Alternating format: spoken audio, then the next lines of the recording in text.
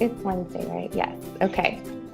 My name is Crystal Cargis, and I am a registered dietitian, lactation consultant, and mama of 5. And I'm excited to be chatting with you today about a topic that I really love and that I hear a lot of parents struggling with. So I hope you can come in and join me live. If you are joining live today, please feel free to say hi, share where you're watching from. I'd love to hear a little bit about you and maybe what you might be struggling with when it comes to kids and desserts. So that is the topic that I'm going to be focusing on today. I get this question a lot from a lot of parents that I work with, and that is, how do we manage sweets and desserts with our kids? Because it's everywhere. And I think a lot of parents can feel really overwhelmed with this, and for good reason. You know, like, there's so much conflicting information out there. There's a lot of advice and things that we feel like we should be doing as parents, and I think that can make us feel overwhelmed. So I would love to just delve into this topic with you today. And again, if you have any questions at any point that I am talking, please feel free to put them in the comment section. I would love to answer any questions that you might have. And again, we're talking about why your kid might be obsessed with desserts and how you can end the craze. And when I mean desserts, I mean just kind of sweets in general, like kids and candy, special treats, things like that that they may not get on a frequent basis. How do we manage that as parents? And, you know, even if as parents, if we are tightly regulating things at home, you know, if we don't let our kids really have access to them, they're going to be exposed to it elsewhere, either at school or at birthday parties or, you know, with their friends. It's just an inevitable thing that no matter how much we try to regulate desserts and sweets at home, our kids are still going to be exposed to it elsewhere. So ideally, what we want to do is, as parents, is create a really positive, nurturing, feeding environment for our kids so that whenever they are exposed to sweets, that it's not something that they feel out of control with either. And I will start by saying and by sharing that a lot of kids who tend to feel really out of control when it comes to sweets, like if you've seen a kid who, you know, just can't stop eating sweets or may always be preoccupied with candy or treats or desserts or cookies or whatever it is, that usually is an indication that they are not having regular access to those types of foods. And so they become really preoccupied with it. And one little example that I like to use, and it's really cheesy, but it works, so go with it. But you guys have seen Beauty and the Beast, right? That's like a classic Disney movie. So there's a part where Belle is in the castle, the princess, and the Beast finally lets her out of the prison, and he tells her, he says, you can go anywhere you want in the castle except the West Wing. You guys remember this part, right? So then what does Belle want to do? Well, of course, she wants to go to the West Wing because that's the only place in the castle that is forbidden. And it just becomes really intriguing, and it just becomes something that is really exciting in the sense. She's like, what is he hiding in there? And she wants to do everything she can to get into that West Wing because the Beast forbid her to go there.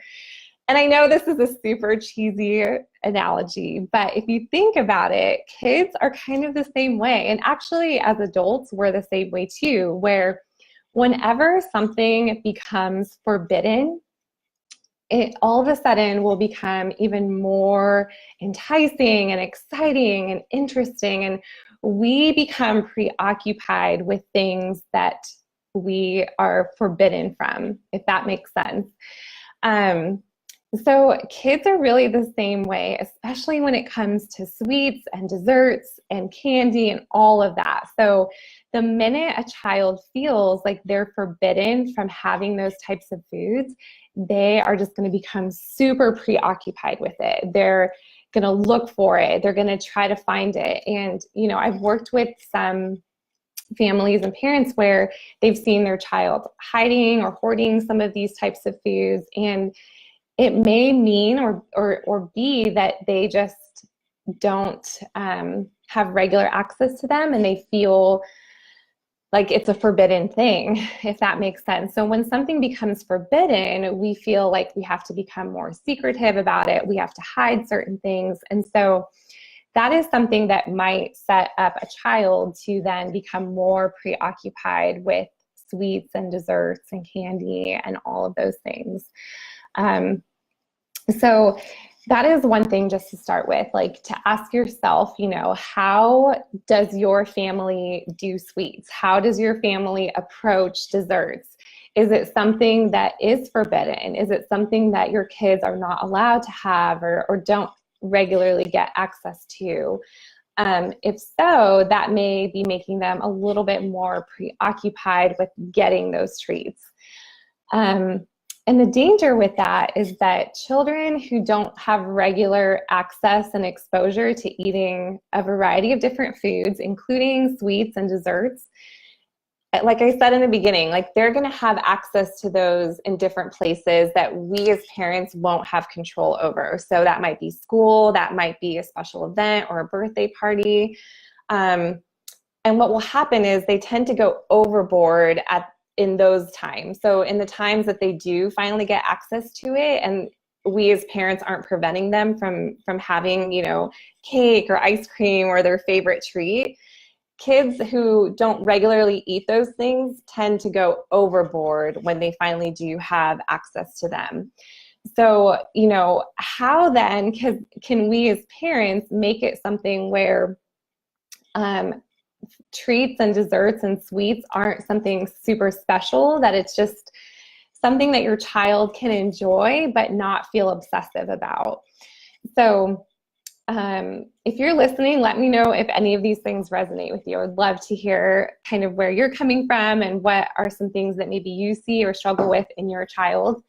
But one thing that's really important, again, as parents, is helping our child feel that food and desserts and sweets are always going to be part of their future, because they are kind of hyped up, right? Like Halloween, like you think about Halloween and candy, most holidays kind of revolve around special desserts or treats that our kids associate with from a very, very young age.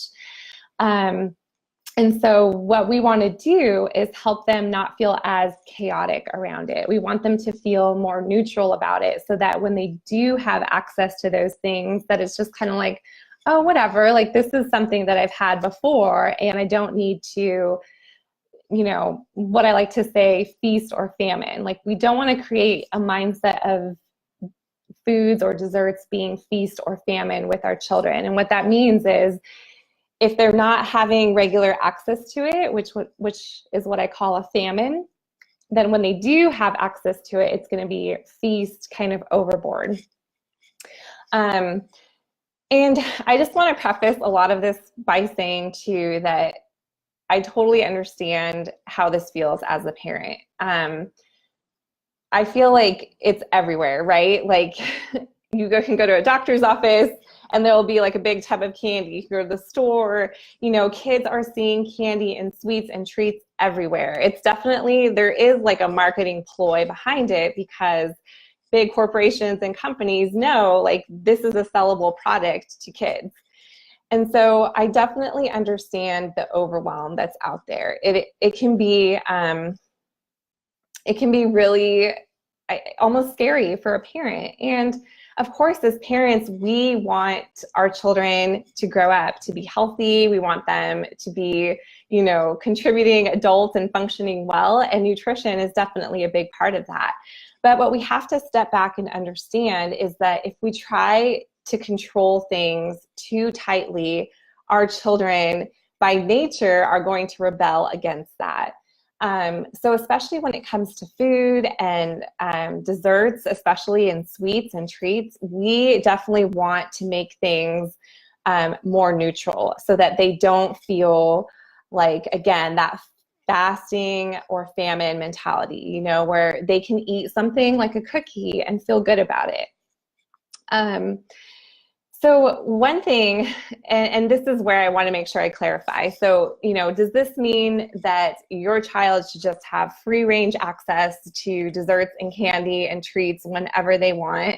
No, like definitely not. And remember, this is a phrase that I love to tell my parents and that I think is really important for us to understand when it comes to feeding our children. And that is that as parents, we provide and our children decide. So what that means is that we are in charge of what we are serving and offering our children.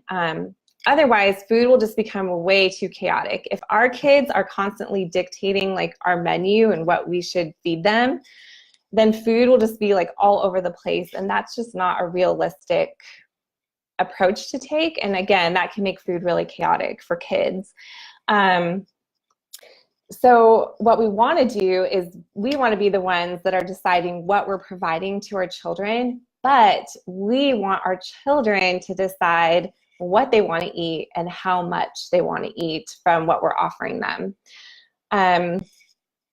So one thing I like to encourage parents to do is offer those desserts or those treats that you know that they like within the context of a regular kind of meal schedule. So for example, if you know, and I'll give you a good example too, like my kids love those cookies from Trader Joe's. If you guys are a Trader Joe's shopper, then you know what I mean. They have like animal crackers, they have these chocolate cat cookies, and they have like mini chocolate chip cookies, and my kids just love them. So what I do, and what I try to do is when we go to the store, I let them pick out, you know, 1 to 2 of their favorite treats that they really like. And we kind of try to rotate things, you know, but sometimes they're constantly fixated on one thing, you know, whatever. And right now it's summer, so we've been doing a lot of ice cream. So we let them pick 1 to 2 treats that they want. And it could be cookies, it could be lollipops, it could be candy. But what we do at home is we incorporate those things with their meals and their snacks that we already kind of have scheduled throughout the day. So that way they're getting, again, like some regular exposure to it so that when they are having, you know, the opportunity to eat ice cream or lollipops or candy outside of our home, they're familiar with it. You know, they're like, oh yeah, I've had this before. I've had this, you know, at home, and they feel safe and comfortable with it.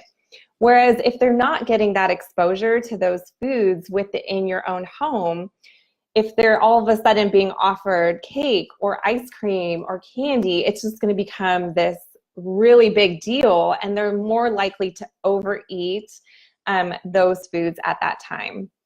I hope this is making sense. And thank you for those of you who are asking your questions in the comments. I'm going to get to those in just a second.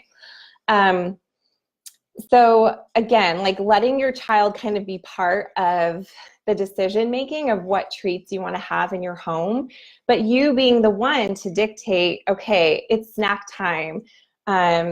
If you want, you can have this or this, and you can include some of those special treats that they have. And I'll kind of give you another example too, and that's with Halloween candy.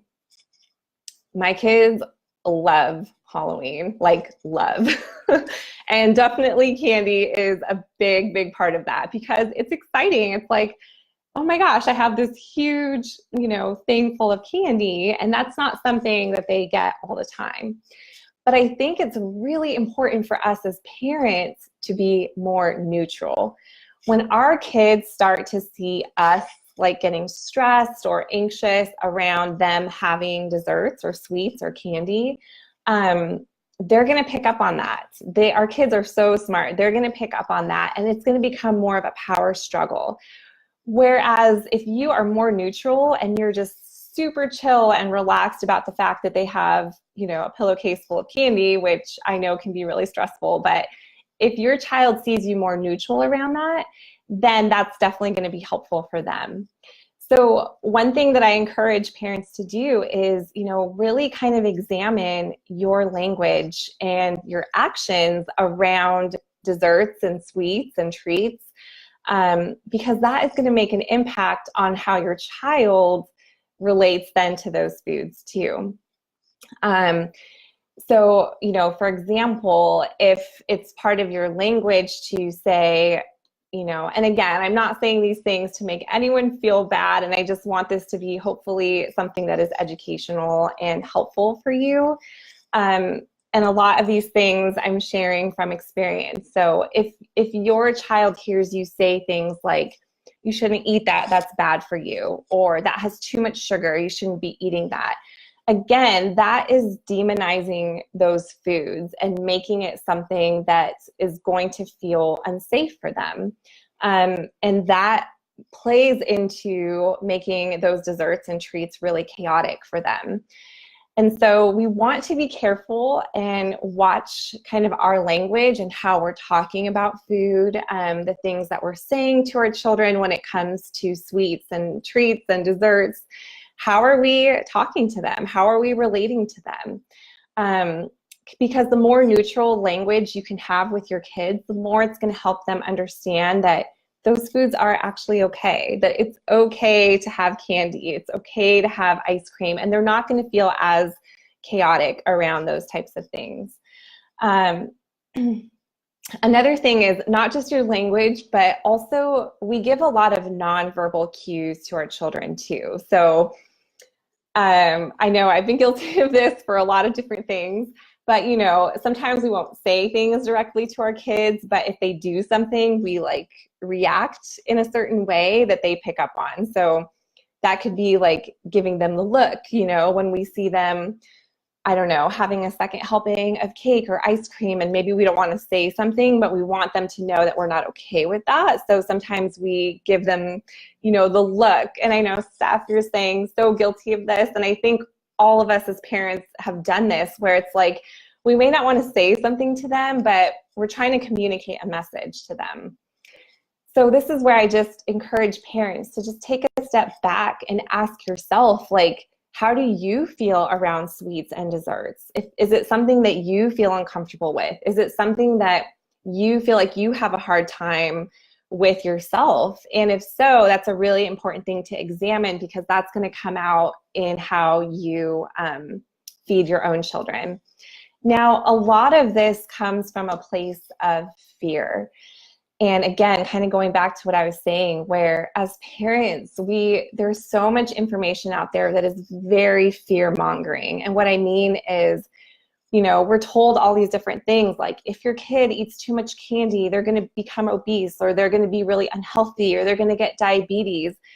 And what are we supposed to do with that information? I mean, those kinds of messages can strike a lot of fear in us as parents.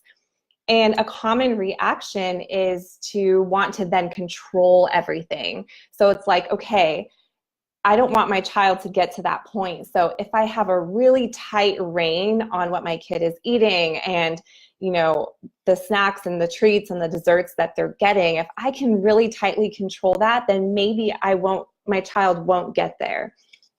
And so see how it comes from a place of really good intention. It's like, we don't want, you know, negative things to happen to our kids. We don't want our child to be in poor health. And so a lot of our actions are, you know, set in place because we want to try to protect our children. And I definitely get that.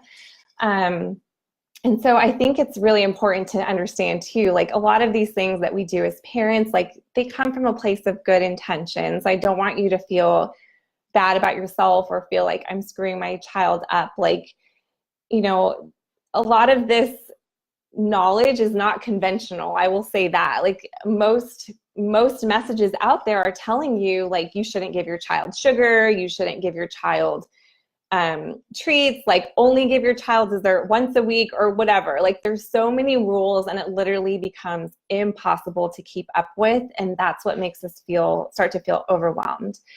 So it comes back to trusting your child. And I can't emphasize that enough. As parents, it's not our job to try to regulate what our child is eating.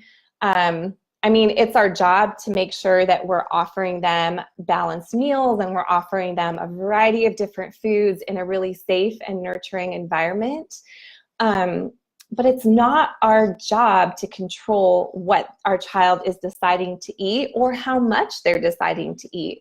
Some kids are in larger bodies and may need more food than other kids.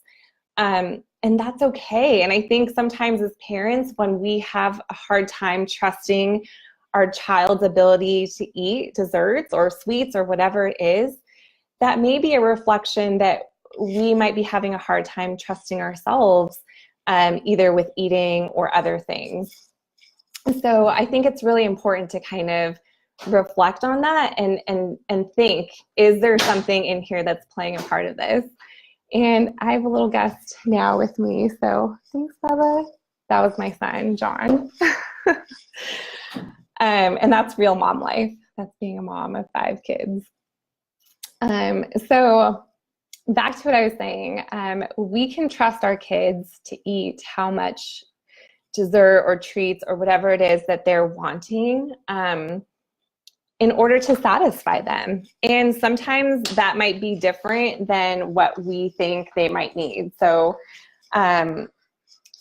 we might think that, 1 scoop of ice cream is all they need, but really maybe they need 2 scoops of ice cream to feel satisfied and content.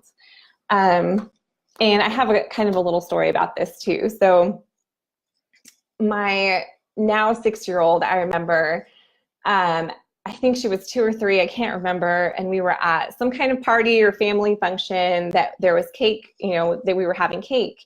And we gave her a piece of cake and she ate the whole thing and asked for more. And I remember feeling like, okay, she's so little, and she just had a whole piece of cake. But I wanted to trust her. I wanted to trust that she knew what her little body was needing. And so we gave her a second piece of cake. And I remember she literally took 1 bite of that second piece and she was like, I'm done, and just ran off and started playing and doing her thing. And it was such a reminder to me as a parent and as a mom that our children really do know what their bodies need. And sometimes I think as parents, we're really afraid that if our children have access and eat sweets and desserts regularly, that it will, they'll just be out of control and they'll eat out of control. But in reality, kids are very in tune with what their bodies are needing. And sometimes we interfere with that out of good intention. But the good news is that we can help them regulate that. We can help them regulate that by offering those sweets and desserts in kind of a more structured format. So I hope this is all helping you guys. Sorry, my little guy keeps running in here. So I'm going to kind of look through some of these comments and see if I can answer any questions for you. And thanks so much for those of you who are joining: Steph, Jessica, Dina, Julie, Erica. I'm so glad you guys are here. I hope this is helpful, and if there's anything that's confusing or that you'd like more clarification for, please feel free to add your questions into the comments. So Steph is asking a great question. Is it okay to give them sweets, desserts every day? And as a dietitian and as a mom, I definitely feel like that's okay. And again, I think it's important to kind of offer it within the context of your meal schedule at home. So, either at snack time or with meal time. But what I like to say is make it part of the meal or snack. Like, you never want a child to feel like they have to get through their dinner in order to get dessert. Or we never want to use desserts or food as a bribery, like saying, if you do X, Y, or Z, then you can have this. Because again, that is not keeping those desserts and treats neutral for them. So I say if it's something that your kids are asking for pretty repetitively and you can tell like they're kind of fixated on something, incorporate it as part of your meals and make it super neutral. So that could be like serving a cookie with dessert. Or, however, like a piece of candy with or some candy with a snack or something like that, where again, you're just making it part of all the other foods so it stays neutral, but you're letting your child decide what they want to eat. And some kids will go for the dessert first. They'll eat it all and then they'll kind of look at what else is on their plate. Other kids kind of go back and forth. So it's kind of interesting to see what kids do. But they're going to eat it anyway, so there's no need to have to save it for after, a certain meal. Like, make it part of your meals and snacks.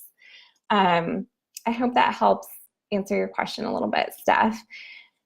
And one thing I like to say to you, and this comes from the feeding advice of Ellen Satter, which some of you may be familiar with, and she's a registered dietitian, a nutrition therapist who has amazing child feeding strategies. And one of her strategies is to make desserts, like having a single serving of desserts at meal times. So it's not like an unlimited, like bottomless pit of just have as much as you want. So it's kind of like, maybe, for example, you say, okay, tonight we're having cookies with dinner and everyone gets 2 cookies and that's what we're having. And then it's your child's decision if they want to have those cookies, and if so, how much they want to have. So some kids may eat both cookies. Other kids may just kind of nibble at 1 cookie. So, and what we encourage and recommend is, to always keep those foods neutral and remind children that those foods and desserts are always going to be part of their future. So sometimes you might get a child who says, I want more cookies, I want more ice cream.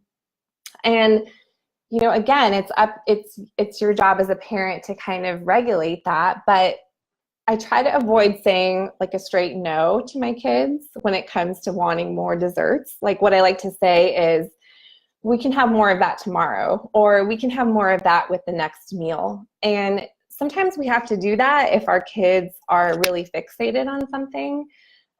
We have to help reassure them that it's always going to be available.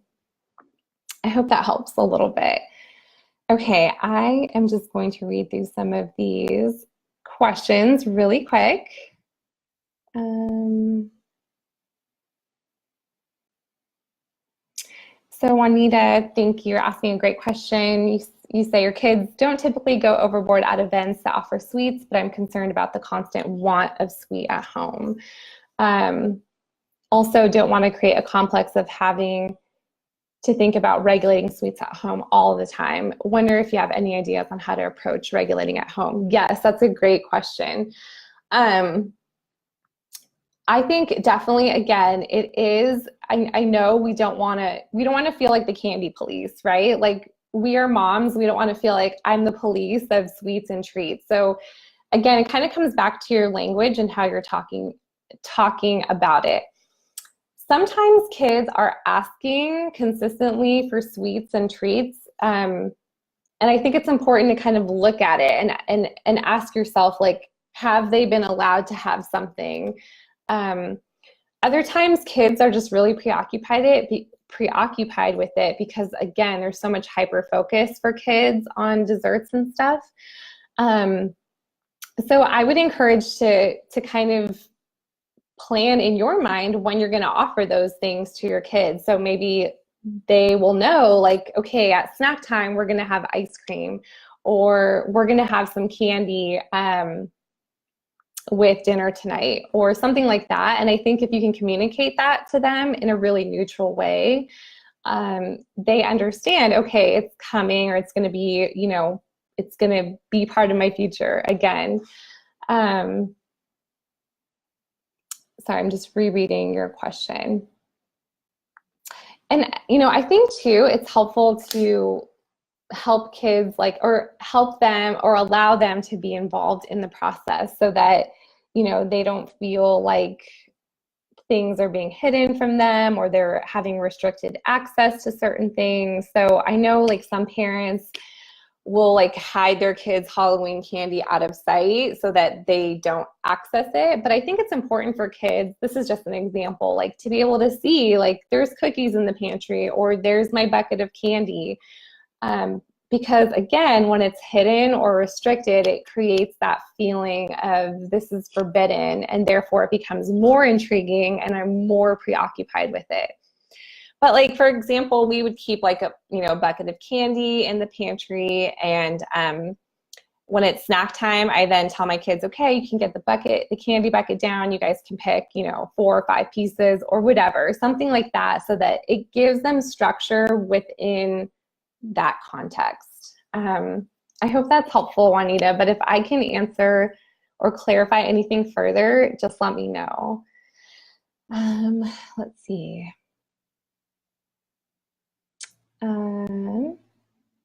Okay. Steph, that is such a great question. So you mentioned that my daughter will tell me that she doesn't feel good after she eats, that her belly feels too full. What do you suggest I say or do for her about that? And I think that's such a great question because number one, she's identifying how food feels in her body. And I think that's really important. She's understanding that certain foods or a certain amount of food doesn't feel good in her body. And I can give an example about this too with my own kids. So last Halloween, my 3-year-old, who is now 4, so what we do for Halloween actually, and I could probably do a whole separate video on Halloween candy because I know that can really be stressful for parents, but what we do like the first night of Halloween is we let our kids just basically go through their candy. We go through that with them, and we let them kind of pick out as much pieces as they want for the first night. Because it really, like, trying to fight that just creates so much stress and tension between parents and kids. So we make it really neutral, and we just say, okay, you guys can pick whatever you want from your buckets and you can have it. And I try to give them like a glass of milk with it to help, kind of balance it, but sometimes they don't want it. And just as a really quick story, I remember my 3-year-old ate so much candy that she actually got sick, and I didn't try to stop her. And I know it might seem like a really cruel thing, but I knew that she was going to figure it out, and she was going to kind of learn and figure out what felt good in her body. And she did get to a point where she said, I don't feel good, like my tummy hurts. And you kind of want to adapt your language according to how old your child is. But, I just had like a really kind of honest discussion with her about that. And I said, well, why do you think, your tummy might be hurting? And I think when you can kind of put it back on your child so that they are thinking through it logically rather than you being the one like, well, it might be because you ate too much candy or you ate too much at this sitting. Like if you can put it back on your child so that they are the ones that are thinking through it and kind of, doing some logical thinking through, I think that is really helpful. So, I asked my daughter that. I said, well, why do you think your tummy might be hurting? And then she said it on her own, like, I think I ate too much candy. And I think, I forget, she talks about her body, like her tummy. She'll say, I don't think my tummy wanted that much candy. And so again, like we want to be really neutral in our language to our children, and we don't want them to feel guilty or bad about anything that they're doing. And part of eating is a learning experience. It's trial and error. It's kind of them figuring out what works for them. And remember, eating is a learning. It's a skill to be learned for your children. And so, Steph, I would add and add to your situation, maybe asking your daughter those questions, asking her, well, what do you think? What do you think may be causing that? Or, how might you do it different next time so that you get to a place where you can eat and your stomach doesn't hurt or you feel better after you eat. So again, you're kind of putting the questions back on them so that they can think through it, and you're kind of helping guide them so that they can make a different decision next time. And you're kind of helping them process that afterwards. I hope that helps you. Okay, awesome. Thank you. You said empowering them to learn how to eat in a way that makes them feel good. Yes, 100%. Thank you. You said exactly what I was trying to say, but it didn't come out that way. Yes, we want to empower our children to listen to their own bodies and to respond to the innate wisdom that they are born with. Like, they know how much they need to eat. And that's where it becomes really important as parents to support that and not feel like we have to be the ones to troubleshoot it. So if you see your child like eating really, really fast, you don't want to be the one to kind of intervene with that, but more so empower them and guide them to listen to their bodies. I hope that helps, Steph. Those are such great questions. Thank you. And Monica said, it's true, rather than imposing our own ideals on them and letting them discover it for themselves.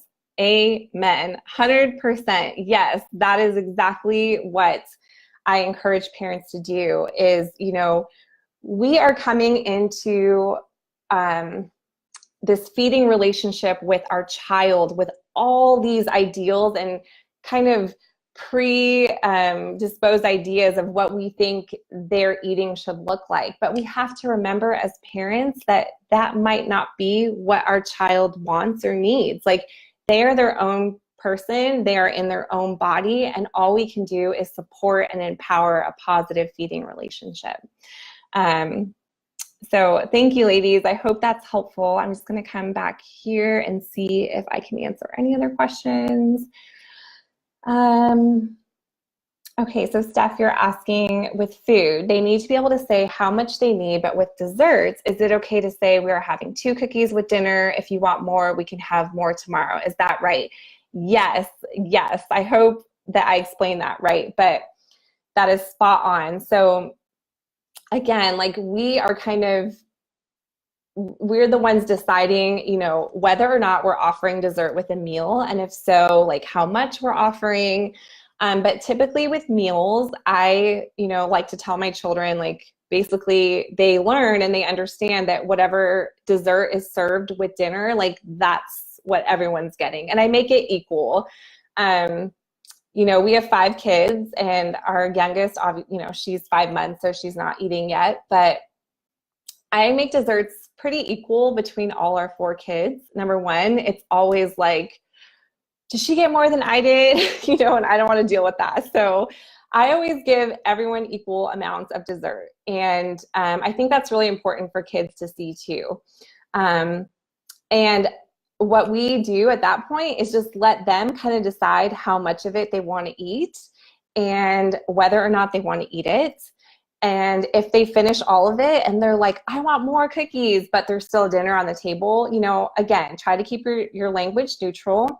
And I just remind them, I just say super casually, like, oh, that was the dessert that we had for our dinner tonight, but we can have more tomorrow with another meal. And that's it. I just leave it at that. Like, I don't try to get into negotiations with them. You just make it really matter of fact and keep your language really neutral. Keep your responses really neutral too. Remember, kind of check your verbal and nonverbal cues that you're giving your kids. And then I just kind of remind them, but if you're still hungry, there's other foods on the table that you're more than welcome to have if you're still hungry. So I hope that helps answer your question, Steph, but you were spot on. I think that's all the questions that have been asked so far. If I missed anything, or if you're just curious about learning more about something, please feel free to leave any questions in the comments, and I will be coming back to this video later today and tomorrow and be checking and responding to any comments or questions that may come up. Let's see, Juanita, you're asking, would there be a point where you would think there is, and then I think your question got cut off a little bit. Okay, but again, one thing I like to remind parents of is, use this as an opportunity to kind of self-evaluate where you're at. And remember that often we are bringing our ideals and our history to our child's feeding relationship, but that might not always be a positive thing. Like, if you grew up where dessert was really scarce, or dessert was a reward for you, or you had to eat all of your dinner before you could have dessert, that may be playing a part in how you are interacting with your child when it comes to feeding and desserts. So I think it's really important to, kind of examine that in a really compassionate light and realize that there may be some things that happened between us and our parents growing up as children, but our parents did the best they can, just as we're doing the best that we can for our kids. So all we can do is kind of learn from the past and figure out, how can I create something different for my kids and create a more kind of positive feeding relationship with them. So I hope that this has been helpful for all of you who are watching. If this resonated with you at all, or if you found it helpful, I would be so grateful if you would be willing to share with anyone that you think might find this helpful. And also, I'm going to put something in the comments here for you who are watching. This is a link to a free guide that I have up on my website, and it's healthy habits that every mom desires for her kids that she needs to. And I think what's really important to see is that a lot of things that we want and desire for our children, we also need for ourselves. And it's really easy to put our self-care and needs on the back burner as parents and as moms, but in reality, we need the same. And I think when we are able to empower ourselves with how we're feeding ourselves and how we're taking care of ourselves, that it makes us better able to care for our children. And again, it's nurturing a more positive feeding relationship between ourselves and our kids. So if you're interested in learning more, please check out my free guide. I have it here in the comments for you. And again, I'm so thankful for all of you who are able to join and ask questions. Oh, Juanita, I see your comment, and I'm going to address this really quick before I jump off. But you mentioned you're reading studies about sugar causing inflammation, etc. Yes, so I'm going to speak to that really fast because I think that's really important. Again, a lot of these messages contribute to the fear mongering that we have as parents, where we start to worry and feel like, again, like if my kids eat sugar, bad things are going to happen to them. And, not that simplified, but you know what I mean? Like, sugar has become demonized, like it's a culprit, like it's a really bad thing that's going to be harmful to our children. But in reality, and this is what research has shown, is that when kids have regular access to things like desserts, treats, things that may be lower nutrient dense, so to say, right? Like if you think about like a cookie, it may not be, it's not as nutrient dense as an apple per se, but that doesn't make that food bad. And if our kids have regular access to all those different kinds of foods, I mean, research has shown that they're not going to eat as much of those foods than if those desserts and things were restricted.